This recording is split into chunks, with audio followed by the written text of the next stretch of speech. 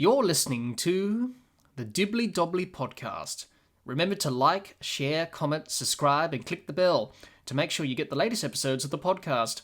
Be sure to like and share our Facebook page and follow us on Twitter and on Instagram. Gabe, let's talk about your number one team, apart from the USA and Australia, and that's the West Indies. So let's talk about West Indian cricket. And the last couple of series have been very poor. They lost the ODI series against India 3-0.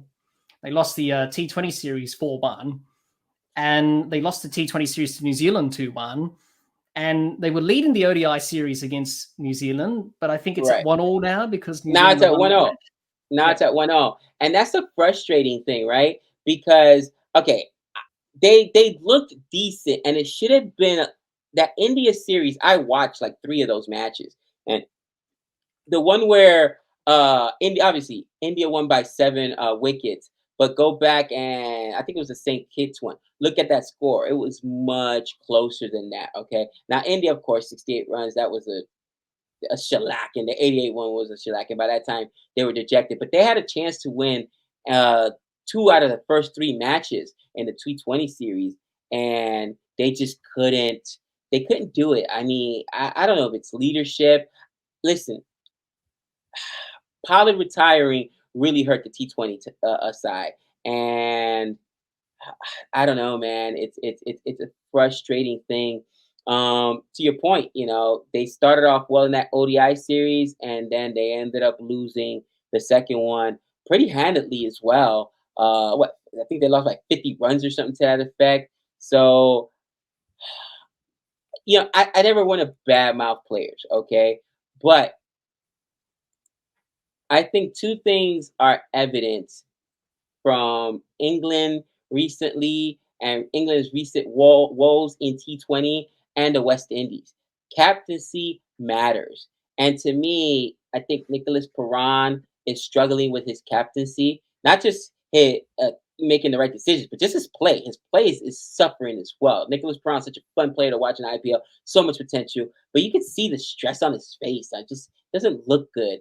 And it's the same thing, man, for one of my favorite players on the England side, Josh Butler, same thing, man. Josh Butler had like 4 or 5 ducks in a row, Hmm. to start off his, his career as a T20 captain. So I just think that's it, man. And again, going back to Pollard retiring really hurt the T20 side. I just don't think that Nicholas Perron is. I don't want to say he's captaincy. It's not he's not. He's too. Maybe he's just too young. He doesn't command the respect of the troops. I don't know. I don't know. You tell me. Maybe you see something different. And for the West Indies, it's more the same. We can hit, right? Brandon King will go out there and rake. Will absolutely rake. You got guys that can, and then we cannot take wickets to save our life. We Yeah. cannot bowl. We just getting pumped, and that's the problem. You got guys that or a team that relies so heavily, I should say, on scoring runs and putting up runs, and they can do that, but they struggle taking wickets, and that's why I always say bowling is probably the most important facet of cricket. Yeah, absolutely. It is. Bowlers win your matches at the end of the day. Batsmen score your runs. Powan from the Sports Breakdown says, guys, your thoughts on the West Indies board having conflicts with their players, especially Russell and Pollard, have been complaining about the West Indies board not giving much respect and having contract money issues. That's been an issue of the West Indies for quite a while now. It's not a new thing. Yeah. And I read the other day, or saw the other day, that Phil Simmons, the coach, and Desmond Haynes, the selector, they said we can't beg players to play for the West Indies like a Russell or a Sunil Narine. Yeah. So they've always had these problems for years. Your thoughts on that, Gabe? Because I it is think it's a very frustrating issue that they can't seem to agree on anything. I'm gonna sum it up like this. I remember watching an interview with Dwayne Bravo, and was it Dwayne Bravo? I think it was Dwayne Bravo, Kamar Roach. It was a very prominent West Indies player, and he was so excited to get the call and to get his cap, and they gave it to him in a trash bag, literally in a trash bag. Oh, Nick and I reacted to it. I want to say it was. Dwayne Bravo. If it wasn't Dwayne Bravo, then it was Kamar Roach. But it was like, and he was like just shocked in himself. Like it was Hmm. such a unceremonial thing. You know what I mean? Like the least ceremonial way to give somebody their kit in a trash bag. Like no fanfare about it or whatever. And it just, you need a regime change. You need a regime change because that's exactly what it is. All right. The wrong people are getting paid. The money's going to the wrong, it's being funneled to the wrong people. And that's what happens when you got too many cooks in the kitchen. That's part of the issue with the West Indies as well, because you've got, so many the different islands that need to be represented and different people from there that have, their say. And again, the money's not going to the right places. And I think that's about the nicest way I could put it. So I'll stop myself there. Yeah, yeah. It's just a big problem that they've had. He also says, Powen, also, guys, your thoughts on West Indies Test cricket. It's sad to see West Indies only having a few first-class domestic games as well. It seems that West Indies cricket has gone backwards since the 1980s and 90s. Yes, that's probably an understatement. It has been poor. And I had a look at the stats between Australia and the West Indies, because Australia are playing the West Indies this summer. Right. The West Indies haven't won a test match against Australia since 2003, and that was that famous run chase of 418 in Antigua.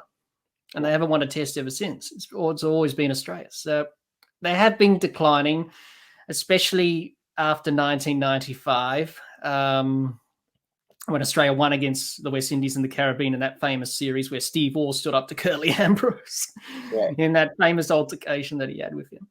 But that Ambrose was the was a changing big of the boy. guard. Sorry? Right. Ambrose was a big boy. It was like Yeah, he six, is. He 6 feet. wasn't happy that day. Right. In an interview, he said, I was going to knock Steve Waugh out. I nearly did. He would have knocked him out. Yeah, he's a big But boy. he was restrained. It was the changing of the guard. So it is disappointing to see the decline of the West Indies, because most people will say the West Indies are my second or third favorite team, growing up, like back in those heydays or whatever. So, Gabe, how do you see the test side at the moment? They've put in some good performances at times. They've won some games, but they've been poor, inconsistent. They go to Australia this summer. It's probably going to be 2-0 maybe. It's going to be a tough tour of Australia. But how do you see the side at the moment as a test unit? You think something in the water? You think there's something in the water? We're just not producing good athletes anymore? No. Here's the thing, and I had this conversation. I think that the thing is the West Indies, because of the lack of support at home, because of the lack of, honestly, of financial support, right? These guys, like you said, they're having money issues, contract issues, whatever.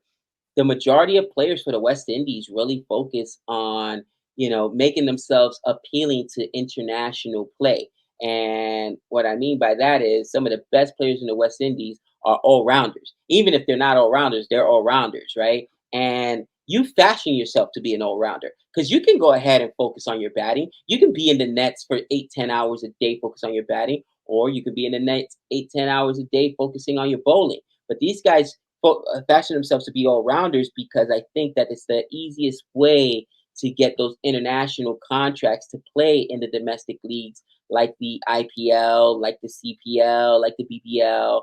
And, you know, just think about some of the best names that you've got out there, from a Pollard who recently retired to a Russell, right? Russell the Muscle. To what do you think? It's something in the DNA that makes these guys all rounders? No, they focus on it. They focus. The mentality is, what's the easiest way for me to make a name, put myself on the international stage, so that I can make money, so that I can get paid. Because I'm not going to get paid over here. And that's what it is. That's what it is. And that's a problem of leadership. And it starts from the top. You know what I mean? Don't want your players, you don't want to beg your players to play for the West Indies, then pay them. Then pay them. All right. But you've got guys that are amazing athletes that are just focusing on making themselves the most appealing possible athlete for these domestic leagues, because the domestic leagues is where they're going to make their money. Bottom line. Yeah, absolutely. The Sports Breakdown also says, Right on point, Gabe. I was thinking about the same right now, that the West Indies have too many bowlers and have a few specialist batters or bowlers nowadays. Thoughts on that? Yeah, I mean, it's I think of it this way, right? One of the one of the really good bowlers that I like this guy this guy is an absolute monster. All right. And I watch him is Rashid Khan. Now, Rashid Khan, I've also watched him bat sometimes, and he's got some pop in his bat. Rashid Khan, if he spent some time in the nets, could be an all rounder. Rashid Khan's not spending time in the nets. He can naturally hit. He's got some power. But if he was just thinking about how to make myself the most appealing player to get paid, to get that big paycheck, let me make myself an all rounder. Because we saw it in the IPL auction. Those guys get a boatload of cash, right? Look at what Maxwell got in the IPL for the love of Pete. What was it, $2 million? So again, the fact that you've got players that focus on not just one craft, but try to focus on both dual facets of the game is actually hurting the potential that that one player could reach if, let's say, they focused on just batting or on just bowling. Okay, and repetition is the key, the mother of everything, of improving and everything, of learning. I tell my students that all the time, guys, repetition is the mother of learning. And you want to get better at something, you do it consistently. But if you're dividing your time up between both facets of the game, and not to mention you got to also field, whether you're a batter or bowler, you're also fielding, you're not dedicating as much time as you can to your one craft and that one tool. Might it be if you're a better batter or a bowler? So I mean, I think that, to me, again, what do you think? There's just they don't produce athletes in the Caribbean anymore because what, the water's different? You know what I mean? The food is different. What changed? Mm. Nothing changed. They're still athletes. Did Russell not look at those guys? Don't they not look like athletes?